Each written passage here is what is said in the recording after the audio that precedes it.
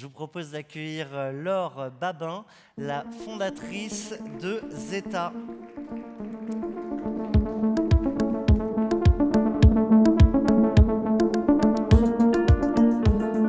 Et bienvenue sur la scène de Mogador. Laure, tu fais partie des 5 finalistes de la catégorie entrepreneur parmi 192 candidats, créés en septembre 2020 à Bordeaux. Tu proposes à travers Zeta des baskets recyclées avec un procédé relativement unique, mais je te propose de le dire avec tes mots, à l'ensemble du public. Bonjour à tous. Donc on propose des baskets recyclées à partir de déchets qui vont être revalorisés, donc du marc de raisin, du maïs et plus récemment du café. On a fait une collaboration avec Nespresso et je pense que c'est là où tu voulais en venir, oui. Sur le process assez innovant. En fait, depuis 2020, on achète des matières premières auprès de fournisseurs italiens pour lesquels on n'intervient pas du tout sur le process de fabrication. Je vous propose, on nous fait signe d'avancer, je pense que c'est pour l'éclairage. Sur lequel on n'intervient pas du tout sur le process de fabrication et j'avais vraiment à cœur de pouvoir créer une matière innovante de toutes pièces et sur lequel on intervienne avec de la R&D. Et c'est tombé à point nommé puisque c'était en 2021, juste après le lancement. J'ai reçu un message LinkedIn du PDG de Nespresso qui avait vu passer un article de presse et qui m'a simplement dit j'ai de la matière à disposition, j'ai du marc de café issu des capsules en aluminium des centres de recyclage, est-ce que tu pourrais les incorporer dans les chaussures? Alors c'est un peu plus compliqué que ça en réalité, donc il a fallu qu'on se rapproche de fournisseurs, d'usines, de laboratoires au Portugal et en Italie, et qu'on les convainc finalement de nous accompagner dans cette recherche et développement. Là où une dizaine nous ont refusé, nous ont dit que ça prendrait des années avant de mettre au point une matière utilisable pour de la chaussure. Il y a un laboratoire qui a accepté de nous accompagner, et non, c'est pas celle-ci. Je checkais. Et il y a un laboratoire qui a accepté de nous accompagner et qui a réussi à mettre au point, après 9 mois de R&D, la première matière simili-cuir à partir de marc de café. Donc qui incorpore 15% de marc de café et des polymères et du coton recyclé. Et donc on a mis au point une basket à partir de café, on en a mis dans les semelles aussi. Voilà. Je lance une première question avant de vous donner la parole à tous les deux. Le marché de la basket, c'est un marché où il y a énormément de concurrence. Qu'est-ce qui fait que Zeta arrive à faire la différence en termes de visibilité et évidemment d'un point de vue commercial ? C'est un marché qui est ultra concurrentiel et je vois naître des marques toutes les semaines, des marques éco-responsables, et tant mieux. Ça veut dire que le marché bouge. Ça donne le vertige un peu de voir tous ces concurrents qui arrivent ou finalement c'est pas le sujet? Non, je crois que c'est un peu positif. Ça veut dire que de plus en plus de marques sont enclines et se préoccupent des enjeux environnementaux. Donc non, c'est plutôt positif. Après, c'est à nous forcément de nous réinventer et de trouver notre axe de différenciation.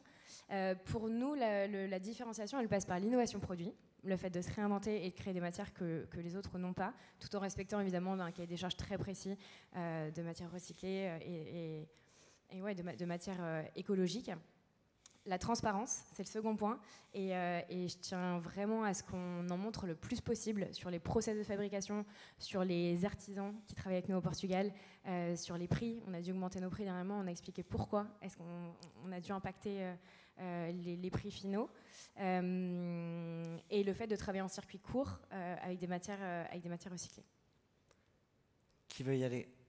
Sophie. Moi, j'ai une première question sur la R&D, du coup, parce que ça me concerne un peu aussi. Comment vous avez fait pour passer justement de cette idée d'utiliser la marc de café, qui était une idée plutôt écologique, à la finalité qui est de vraiment créer un produit? Est-ce que vous avez des ingénieurs dans l'équipe? Est-ce que vous avez tout externalisé? Et comment vous avez fait? Quelle est l'échéance de temps pour arriver à un tel produit? Ouais, tout était externalisé, donc on a sous-traité via un laboratoire au Portugal avec des équipes qui sont spécialisées dans le textile innovant, et au total ça a pris un peu plus de 9 mois, ce qui est plutôt rapide. Ouais, c'est rapide. Juste, je reste là-dessus et je te donne la parole, Robin. Le brevet, il vous appartient pas, non. Je crois. C'est adapté à d'autres produits. Complètement. C'était une volonté. Alors déjà, on n'a pas déposé de brevet parce que c'est le laboratoire qui l'a mis au point. Et c'était une volonté de se dire qu'on allait finalement laisser la possibilité à d'autres marques de l'exploiter aussi. Et c'est ce qui a été fait, puisque je crois que j'ai entendu dire que Volkswagen a utilisé la matière pour des revêtements auto, de sièges auto. Donc c'est plutôt cool. Donc l'enjeu, c'est d'avoir un vrai impact et pas de se garder... Oui, complètement, et de ne pas se dire on l'a développée, enfin du moins on a eu l'idée et on va la garder pour nous et on va garder l'exclusivité. Robin. Moi, j'ai une petite question qui rejoint un petit peu la question de Sophie. Donc là, vous avez sorti un proto avec un laboratoire. La R&D a duré 9 mois. Et du coup, pour intégrer le matériau ensuite dans les chaussures, ça veut dire qu'il a été industrialisé quelque part. Moi, j'ai fait le prototype pour mon matériau. Et ensuite, la partie industrialisation, genre, c'est ce qui est le plus dur et c'est ce qui prend le plus de temps. Je me demande comment ce matériau-là a été industrialisé. Si tu as une entreprise partenaire qui le produit, et voilà, comment tu as géré ça? C'est une bonne question, parce que ça m'a paru très simple, moi, de mon côté. Ils ont fait les protos, ils ont fait les tests matières. Il y a eu 4 tests qui ont été. Le dernier a été concluant. Et on est tout de suite passé sur la phase d'industrialisation de production.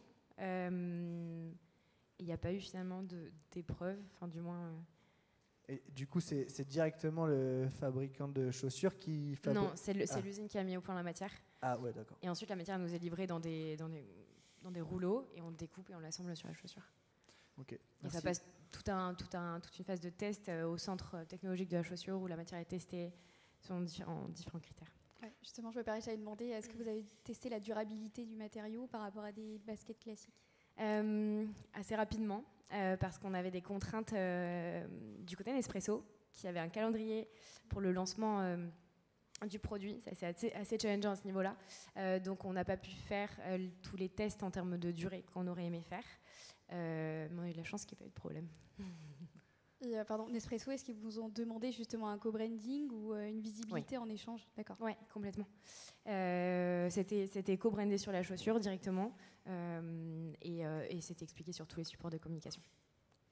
En un mot, tu as utilisé le mot transparence, du coup je vais en profiter. C'est vrai que sur les scènes entrepreneurs, on a souvent l'habitude de ne parler que de ce qui va, de réussite. Est-ce qu'il y a dans toute cette première phase de ta vie d'entrepreneur des moments qui ont été difficiles?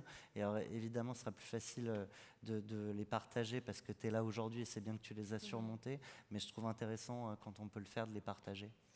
Ouais, bon, on va pas se mentir, c'est les montagnes russes, clairement. Le moment le plus difficile, ça a été la première année, juste après le lancement de la campagne de crowdfunding qui a bien fonctionné, où je me suis retrouvée en fait à tout gérer solo, la production, la communication, la logistique, tout ce qui allait arriver dans les prochains mois, le lancement du site. Et en fait, à ce moment-là, j'ai pas pris le recul nécessaire pour me dire de quoi j'ai besoin aujourd'hui et pour poser la stratégie. Guidon, quoi. Ouais, la fameuse tête dans le guidon. Et du coup, j'étais dans l'opérationnel et je faisais plein de choses à la fois et je me suis épuisée. Et à ce moment-là, typiquement, j'aurais eu besoin de recruter. J'aurais eu besoin de me faire accompagner par des agences, par des free, pour la com, pour peu importe. Et en fait, j'étais un peu trop... j'arrivais pas à déléguer et j'arrivais pas à me poser pour établir la stratégie. Et je pense que c'est une des erreurs principales. C'est important de prendre du recul et savoir se poser et se dire, OK, où est-ce que je vais et j'ai besoin de quoi aujourd'hui pour avancer.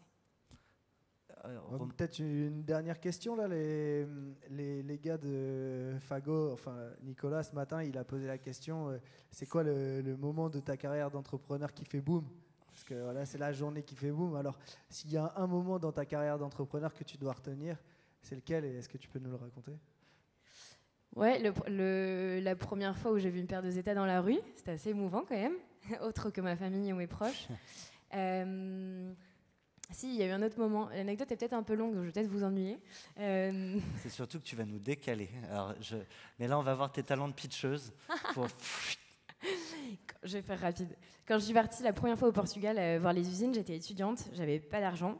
Et donc j'ai payé le billet d'avion, j'ai payé la voiture de location, mais j'avais pas assez d'argent pour payer le logement. Et donc j'ai fait du couchsurfing et j'ai dormi chez l'habitant, chez un Portugais, Raphaël, qui m'a hébergé quelques jours. Et qui, à la fin du séjour, m'a dit « Laure, make it happen ». Et j'y suis retournée un an plus tard pour filmer la vidéo et voir les fournisseurs. Et à ce moment-là, je l'ai retrouvé, je lui ai dit, mais j'avais les chaussures aux pieds, et je lui ai dit, tu vois, je l'ai fait. Et c'était un moment qui était hyper émouvant. Ouais. C'était le moment qui faisait beau. Eh ben, merci beaucoup. C'est vrai que je me rappelais très bien de l'anecdote quand tu avais pitché devant le grand jury. Je laisse Robin nous annoncer notre futur intervenant. On applaudit Laure et on se revoit ce soir.